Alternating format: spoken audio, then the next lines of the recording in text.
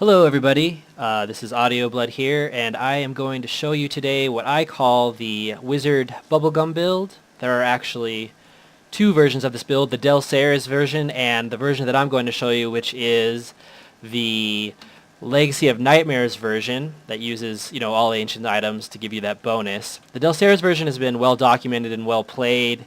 You can find builds for it online. I haven't found any versions of it that use the Legacy of Nightmares set, so I thought I'd go ahead and show you. I will say up front that the Del Ceres has a higher higher output, damage output than the Legacy of Nightmares version does. But this version is a little more fun because you don't have to live underneath the bubbles. You can do the damage anywhere you are as long as you've got, Arcane Orbit going around you. You're doing a ton of damage here, you're doing a ton of damage here. You don't have to just be underneath the bubble like you do in Del Ceres. So it's kind of fun. It's really brawly. It's a real tough build. So I should show you, I only play hardcore. All of the builds and videos that I make are all going to be hardcore content.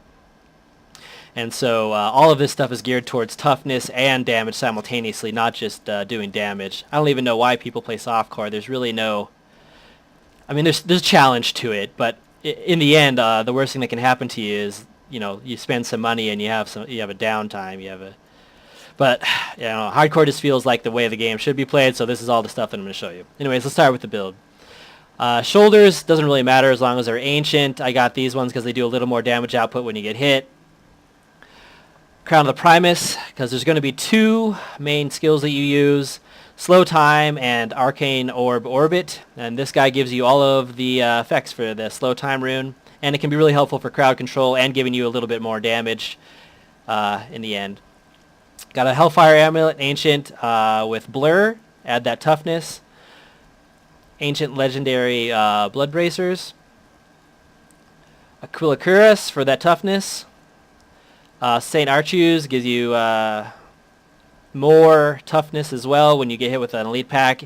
Probably unnecessary, but you can find a good roll on any ancient set of gloves that gives you crit hit and damage increase, and it'll help you out.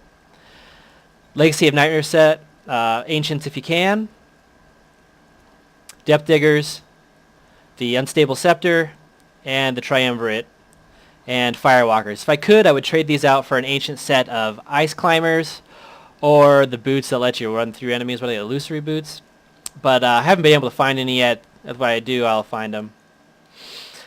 Alright, let's go through gems real quick. I've got mid-range Bane of the Trapped there, mid-range Bane of the Stricken, and upper mid-range, I'd say, Esoteric Alteration. Let's look at skills really quick. Spectral Blade, Barrier Blades, add the toughness. Teleport Safe Passage for toughness. Arcane Orb, Arcane Orbit, obviously it's a key one. Slow Time, doesn't matter what you have it on because you're going to get all the effects. Magic Weapon Deflection for damage boost and toughness. And Ice Armor Crystallize, which is basically necessary on every mage wizard build if you're going to do any sort of melee attacking. Alright, and then Unstable Anomaly, necessary in hardcore and a lot of wizard builds, even in softcore if you're going to be doing higher level greater rifts. Audacity, give you a damage boost when you're pounding people at melee range. Galvanizing Ward, this can actually be switched out. I'll switch this out to Unwavering Will. Gives you a little bit more damage. And Arcane Dynamo. And I'll show you what we're going to be here in the cube.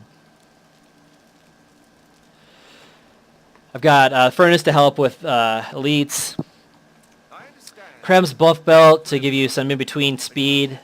And Hail of Arlis, also necessary for toughness.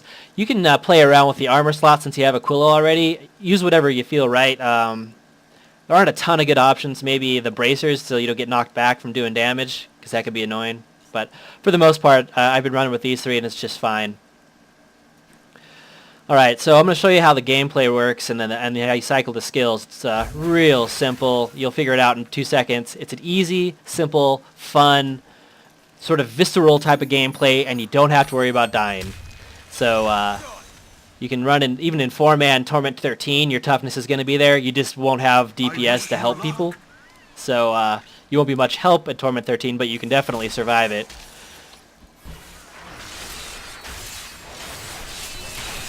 You see, like, health bar isn't moving at all. So basically, you want to get your charges up on Arcane Dynamo. As soon as they're there, pop your bubbles. Pay your money for the bubblegum machine, and then you're off to a good start. Whenever slow time is up, go ahead and cast it and start doing damage. And like I said, you don't need to be underneath the bubble for this build to do damage. You can do it anywhere. Whereas the Delceres, you're limited to fighting underneath the bubble the whole time you're playing, which can be a bit tedious, even with the low cooldown. And that's basically the gist of it. This is Torment 11, and you can do Torment 12 kind of quickly. Torment 13, even solo, is pretty slow. So you're limited to about this difficulty level. Greater Rift, I'd say 55, maybe 60. You could get one done, and that's about it. Anyways, I hope you try this build out. It is really a ton of fun. It's just awesome having a wizard run around, not get hurt at all, and just pop stuff when you've got those charges up. It's a really fun build, and I hope that some of you try it and let me know what you think of it. And if you have any advice on how to make it do some more damage without losing that toughness for hardcore the version of the game, put it in the comments, let me know, and I'll adjust the build and try it out. Anyways, thank you very much, and I hope you have fun. Bye.